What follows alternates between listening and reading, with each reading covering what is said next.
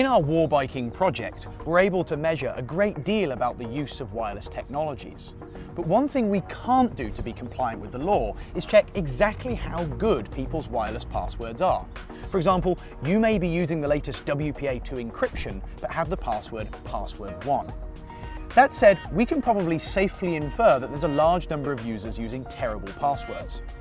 If we look at the public lists of passwords recently released from the Forbes data breach, or perhaps the Target data breach, where hackers ran off with millions of credentials, we can see that passwords like password 2014, or Target, or Forbes 12345 are incredibly common.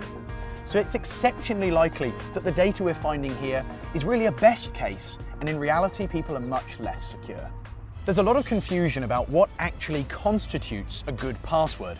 You'll see advice saying 8 characters with a number on the end, for example. With modern computing power, it's trivial for the attackers to break a password of that length and configuration. So in fact, when choosing a password, you want a minimum of 14 characters, although longer is always better. Ensure you include a mix of case, as well as ideally symbols, and that your password isn't based on a dictionary word.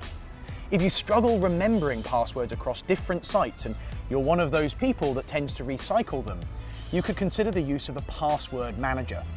That lets you remember one very strong password, which will unlock several hundred randomly generated passwords that could be up to 256 characters. That should make life a lot harder for cybercriminals.